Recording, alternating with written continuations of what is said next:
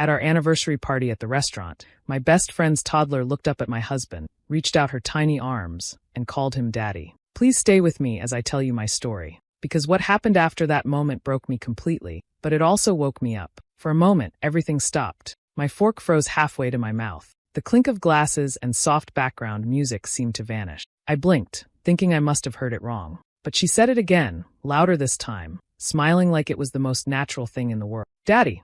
My stomach turned. I looked at my husband. He had gone pale, his eyes wide, lips parted like he wanted to say something but couldn't find the words. Then I turned to Maya, my best friend since college. She quickly picked up her daughter and laughed awkward. Oh, she's just being silly, she said. You know how toddlers are. They call everyone daddy at this age. But her voice was shaking, and her hands, holding the child, weren't steady either. I felt like I was outside my body, watching the whole scene from above. I looked around the table. Everyone else had gone quiet. The waiter who had just brought us dessert gave a nervous glance and quickly walked away. I tried to speak, but no words came out. My heart was pounding so loud I could hear it in my ears. I turned back to my husband. His eyes were locked on the floor. Not once did he look at me. Maya, I finally said, my voice barely above a whisper. What did she just say? She didn't mean it, she rushed to say. Kids repeat stuff. Maybe she heard it on TV. She was looking at him. I swear it's nothing, she said again, this time almost begging. But deep down, something was breaking. Something I couldn't ignore. My husband reached for my hand, but I pulled it back like it burned me. I stood up. The chair made a loud screech on the floor. Everyone in the restaurant turned to look. I didn't care. I just needed to get out. I needed air. I needed space. I walked straight out without looking back. The cool air hit my face, but it didn't calm me. I felt like I was going to throw up. My head was spinning. Could it really be true? Could Maya's daughter be my husband's child? It was our 10th anniversary, and I wanted everything to be perfect. I'd been planning the night for weeks, going over every little detail, from the restaurant to the playlist, even the way I wanted my hair to fall. I booked a table at our favorite spot downtown, the one with candlelight and soft jazz, where we used to go before life got busy. I found a long, silky red dress that hugged me just right. When I put it on that evening, I felt beautiful. I wanted to feel special, for him, for us. He came out of the bedroom in a navy suit and smiled like he used to in the early days. Wow, he said. You look stunning. I smiled back, trying to ignore the way that compliment felt a little too rehearsed. I told myself not to overthink it. Not tonight. On the way to the restaurant, we stopped to pick up Maya. She was coming with us, along with her little girl, Ella. Maya had been my best friend for almost a decade. We met during my final year of college when she transferred into one of my classes. She was loud, funny, and unfiltered, everything I wasn't. We clicked immediately. Over the years, we'd been through a lot together. I'd helped her move out of 2 apartments, cried with her through 3 breakups, and stood by her side when she found out she was pregnant and the father disappeared. When Maya gave birth, I was the one in the hospital with her. I held Ella before almost anyone else. I bought diapers, stayed overnight when she was too tired to function, and babysat whenever she needed a break. I never once felt resentful. I loved Ella like she was family, because they were my family. Maya said she didn't want to be alone on the night of our anniversary. It's just dinner, she said. You know, Ella behaves well. I'll sit on the other side of the table and keep her entertained. You two can still have your romantic moment. I hesitated, but she insisted. And honestly, I didn't want to hurt her feeling. She had been through so much. And I trusted her completely. There was no reason not to. Ella was 2 now, talkative, curious, and incredibly attached to both of us. She called me Auntie, and used to run into my arms every time I saw her. My husband was always sweet with her too. He had a soft spot for kids, and Ella adored him. That night, she was dressed in a frilly little pink dress, hair tied up in tiny puffs, looking like a doll. Maya looked happy too, all smiles, joking as we walked into the restaurant. It felt normal, familiar, comfortable. Nothing felt wrong. Not yet. The night started out beautifully. The lights in the restaurant were low and warm. The table was set with small candles, and soft music played somewhere in the background. The waiter led us to a cozy booth in the corner, just the way I had requested when I made the reservation. I sat down next to my husband, smiling as he helped me with my coat. Across from us, Maya was settling in with Ella, who was already trying to climb onto her chair. Everyone was dressed up. I had spent hours getting ready, makeup, hair, nails.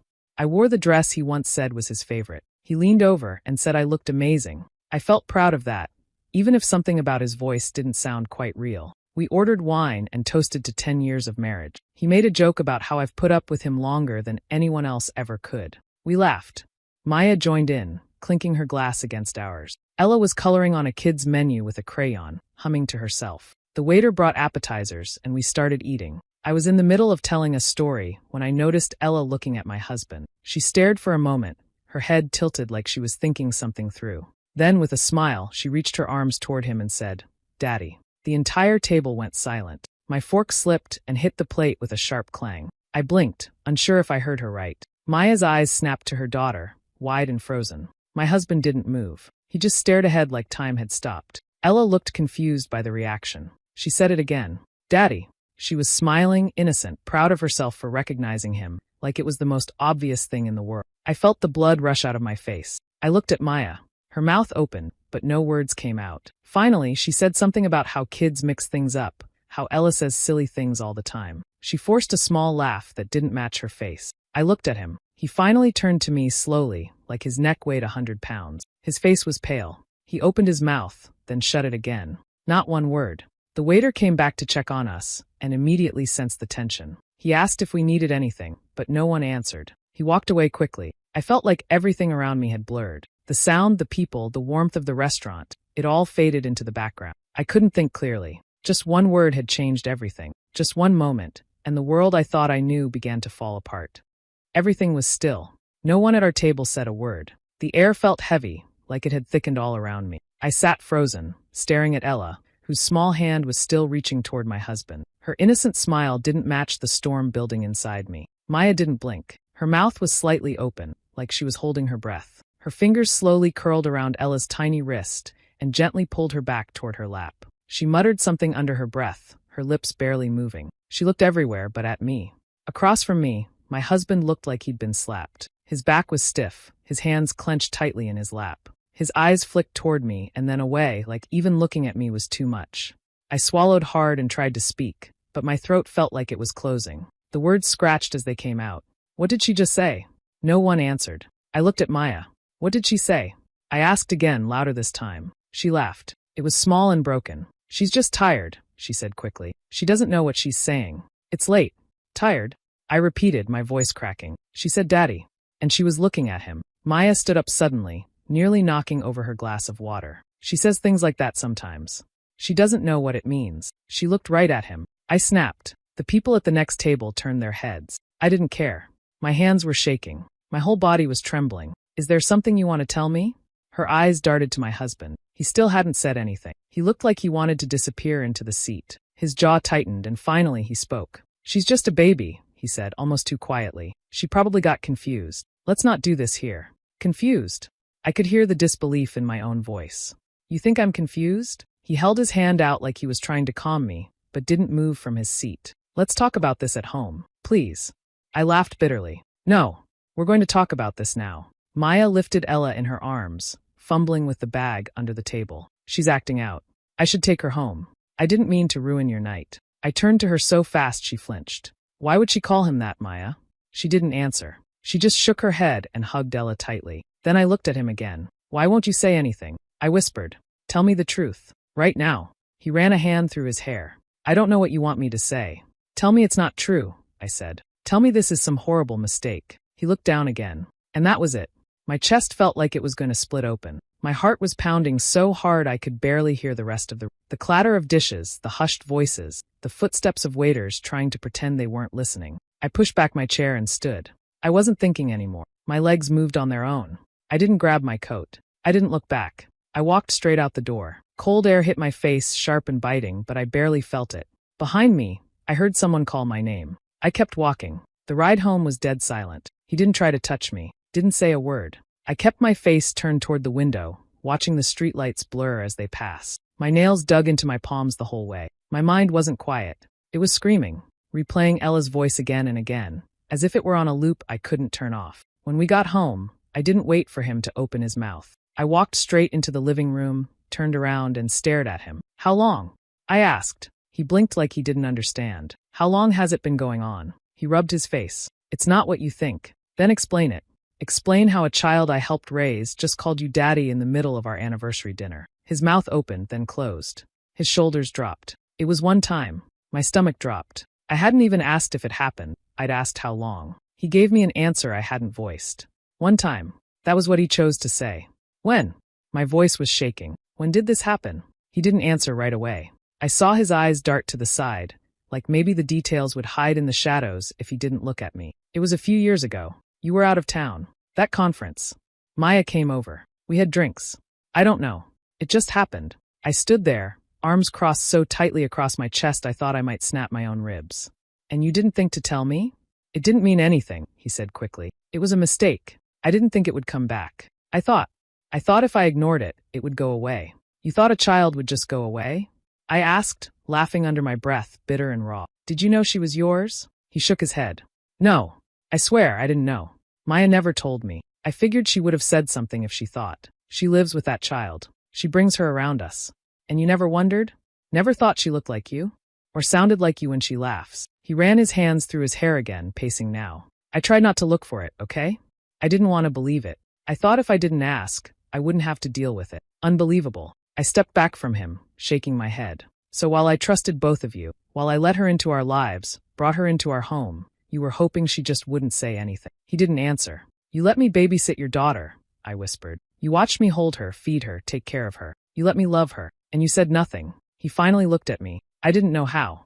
I stared at him for a long moment. Not crying, not yelling, just quiet, numb. He stood there, helpless, trying to piece together a version of the story that didn't make him look like a monster. But monsters don't always roar. Sometimes they lie in silence. Sometimes they sit across from you every night and kiss your forehead like nothing's wrong. I didn't call her first.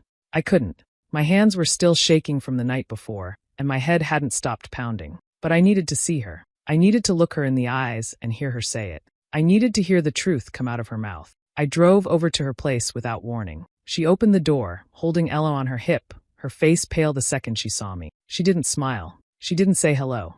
Just slowly stepped aside and let me in. Ella reached for me like always. I stepped back. I didn't say anything. Maya set her down gently and told her to go play in her room. The door clicked shut behind the child, and then we were alone. The silence hung between us like a fog, thick and choking. So it's true, I said finally. My voice was low, flat. She didn't ask what I meant. She didn't pretend. Her chin trembled, and her arms crossed tightly over her stomach. I never wanted it to happen like this.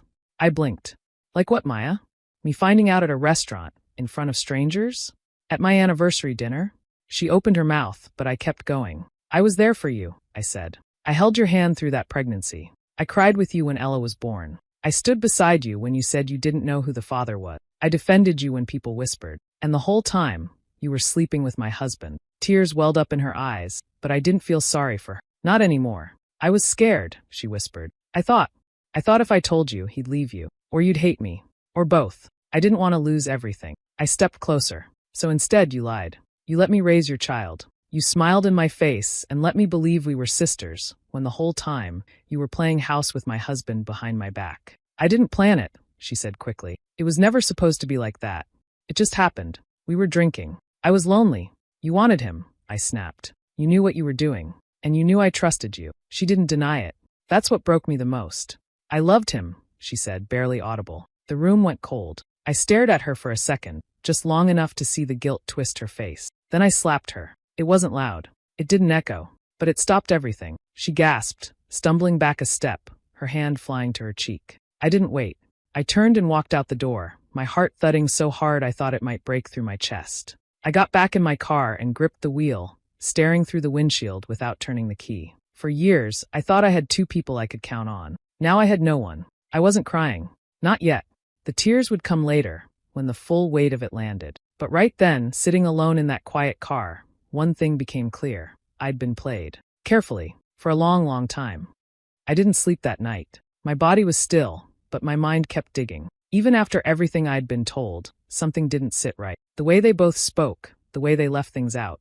It felt like there was more. And if there was more, I needed to know all of it. So I got up, sat on the cold floor of our bedroom, and pulled his old laptop from the drawer. He rarely used it anymore, mostly relied on his phone, but I knew his habits better than he thought. I knew he never deleted anything fully, just moved things around out of sight. The password hadn't changed. I opened the browser first. Nothing obvious. Then his files. A folder named Work Docs caught my eye, not because of the name, but because the modified date was right around the time Ella would have been born. Inside, I found photos. Not work. Not documents. Pictures of a hospital room. a newborn wrapped in a pink blanket. Her eyes were closed, her mouth wide open in a cry. Maya was lying in the bed, sweaty and smiling. And there he was, standing beside her, one hand on the rail of the bed, the other reaching into the crib. His face wasn't blurred. He looked proud. There were more. One where he was holding the baby. Another where he was pressing a kiss to her forehead. All time-stamped. All real. I sat back and stared. The world around me went silent. So he had known. He didn't just suspect. He knew. He was there. In that moment. In the room. The story he gave me, the one time, the mistake, it wasn't just incomplete. It was a lie. And if he could lie about this, what else? I opened his old phone backups next. Dug through the messages. He hadn't deleted everything. There were gaps, clearly cleaned up, but enough remained. Casual exchanges with Maya. Then ones that grew more intimate. Her telling him about morning sickness. Him asking if she'd gone to the doctor yet. Photos of her belly. Her ultrasound. One message from him, months before Ella was born, read, "You sure you don't want me there?" "I'll come. Just say the word," she replied. "It'll be easier if you don't. But thank you for offering." I kept scrolling. Conversations after the birth, too. Her sending pictures. Him replying with emojis. Little hearts. "She looks just like you," he wrote one. "Like you. Not me."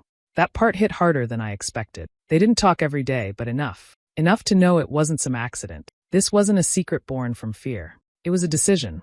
Over and over again, they chose to keep this from me. To smile to my face.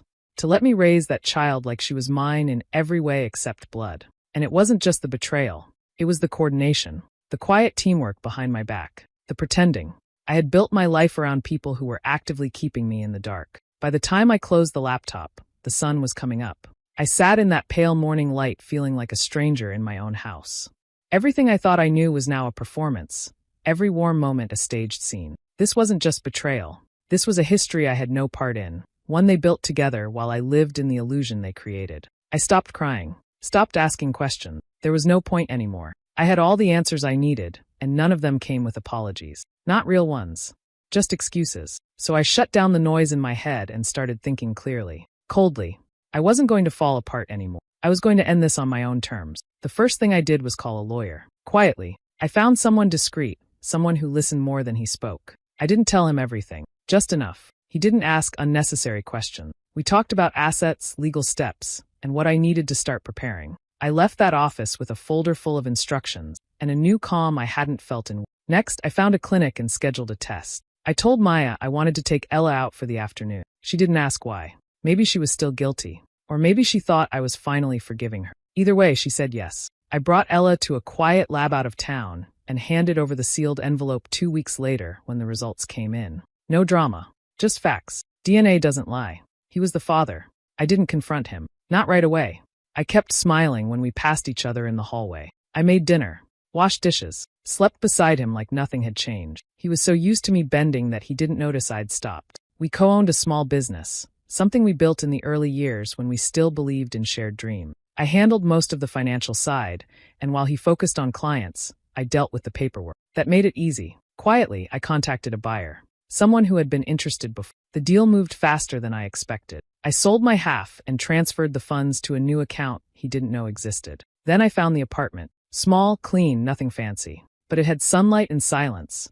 Two things I was starting to value more than I ever had before. I didn't pack. Not yet. I just kept a bag tucked in the trunk of my car. Ready. Every step I took gave me a little more breath, like I was loosening a grip I hadn't realized was choking me. I didn't want revenge that screamed. I wanted something that stung. Something quiet. Something that would stay with them long after I walked away. Because breaking someone's heart is one thing. But watching them realize you were never going to beg? That's a different kind of pain. I invited them both to dinner. The message was simple. No drama. Just a calm note saying I wanted to talk. That I was ready to move forward. I chose a restaurant downtown. Somewhere public, upscale, quiet enough for conversations to be heard, but not so loud that they could hide behind background noise. They arrived before me. I saw them through the window, sitting at the table together. He looked nervous. She looked hopeful. I walked in wearing a black dress, simple and clean. I didn't smile. I sat down and didn't waste time. I want to clear the air, I said. No more lies. Just the truth. They nodded. Maya even reached across the table, like we were all about to make peace. I pulled out a single envelope and placed it in front of them. He stared at it. She tilted her head, confused. I looked directly at Maya. It's a paternity test. I had it done 2 weeks ago. She blinked. It's positive, I added. He's Ella's father. The color drained from her face. My husband flinched, then reached for the envelope, but I stopped him. You don't need to read it. You already knew. I opened my purse again, pulled out a second envelope, and slid it across the table. These are the divorce papers. He opened his mouth to speak, but I kept going. I've sold my half of the business. I've moved out. The money's already in a separate account. I've spoken to a lawyer, and I'll be filing officially tomorrow. Around us, people had gone quiet. No one tried to hide the fact they were listening. Forks stopped clinking. Waiters stood still. It was like the whole restaurant froze mid-bite. Maya whispered, "You planned this?" I looked at her without blinking. "You planned your part for over a year. I figured I could take a few weeks for mine." He looked stunned, like the air had left his lungs. "You can't just." "I can." And I did. He leaned forward. "We can fix this." I leaned back. "You're going to need to fix yourself first." Maya stood up, as if trying to escape the spotlight, but it was too late. Every eye was on us. I stood too, took one last look at both of them, and walked out.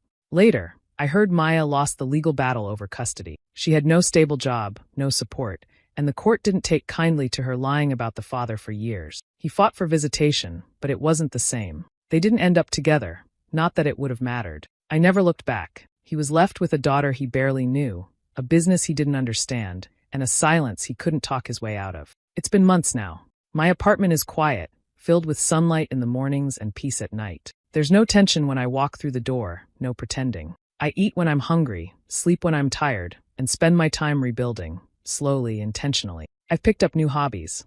I read more. I cook just for myself. The silence that once felt sharp now feels comforting. I've learned that peace isn't loud. It's soft, steady, and earned. I don't check their pages. I don't ask about them. Whatever chaos they're living in is theirs to manage. I let it go.